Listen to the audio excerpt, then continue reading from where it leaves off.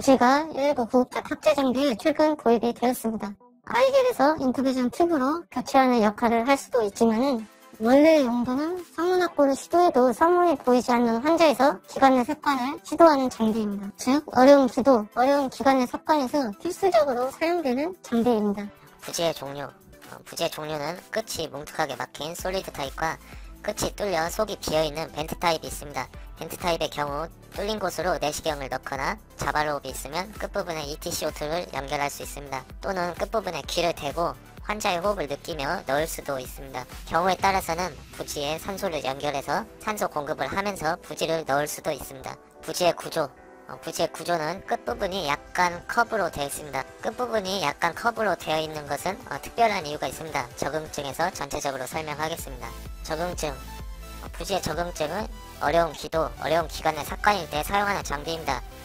설명을 하려면 조금 긴데 잘 따라오시기 바랍니다. 여러분들이 기관 내 삽관을 시도하고 있다고 예를 들어봅시다. 그래서 모든 사람이 얼굴 생김새가 다르듯이 해부학적인 차이가 있고 혀와 턱의 크기, 구강, 인두, 후두의 각도와 모양 또한 그렇습니다.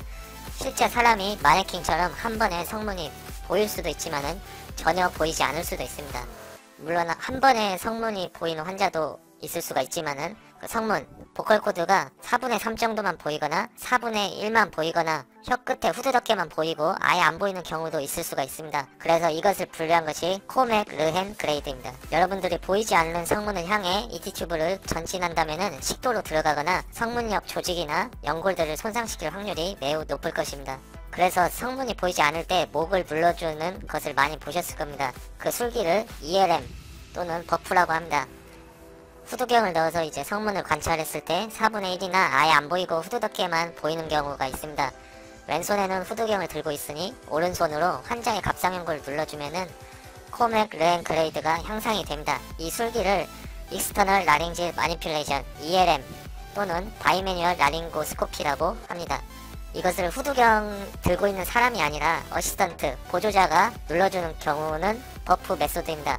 갑상연골을 백워드, 환자의 뒤로 누르고 어버드, 환자의 머리 쪽 위로 살짝 올려주고 라이트워드, 환자의 오른쪽으로 살짝 틀어주면서 압박을 하는 방법입니다. 코맥 르헨 그레이드가 3 또는 4일 때 ELM이나 버프법으로 갑상연골을 압박하면 코맥 르헨 그레이드를 1 또는 2로 향상시켜주게 됩니다. 향상된 경우에는 성문이 잘 보이므로 ET튜브를 그대로 전진시키면 됩니다. 하지만 ELM과 버프법을 적용해도 여전히 코맥 르헨 그레이드가 3 또는 4라서 삽관이 어려울 때가 있습니다. 바로 이때 어렴풋이 보이는 성문 또는 안 보이는 성문을 향해 부지의 커브된 끝부분을 전진시키는 것입니다. 물론 성문을 관찰하고 후두경을 내려놓고 하이폭세미아에 빠지지 않게 벤틸레이션을 잘 한 다음에 다시 부지 삽관을 시도해야겠죠. 부지를 전진할 때 커브된 부분이 환자의 전방을 향하게 구강으로 들어가며 어렴풋이 보이는 성문을 향해 부지를 전진합니다. 부지를 전진하며 커브된 부분이 환자의 기관연골을 하나씩 치면서 들어가게 됩니다. 기관연골을 스쳐 지나가는 진동이 느껴지는 것을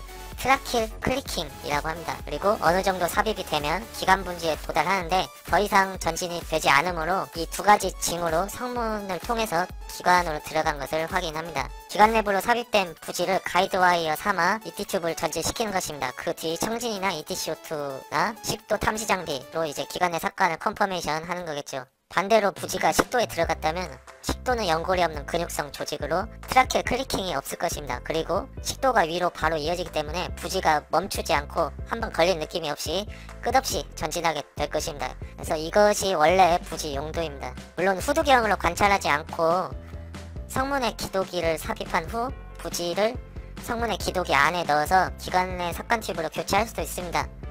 그리고 기존에 삽관되어진 기관 내 삽관 튜브를 교체하는 용도로도 사용할 수 있습니다. 이 경우에도 트라케 클리킹과 기관 부지에서 더 이상 전진하지 않는다는 그 두 가지 징후를 확인한 후에 다른 전문 기도기로 교체를 해야겠죠.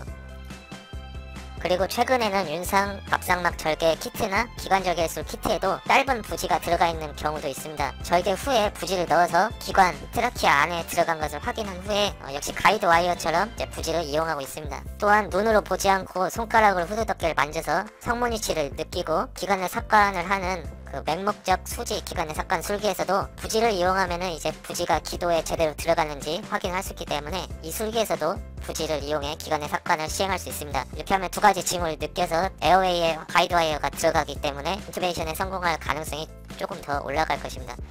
그래서 여기까지 간략하게, 길지만은 간략하게 알아본 어려운 기관 내 삭관과 부지의 사용 방법에 관한 편이었습니다.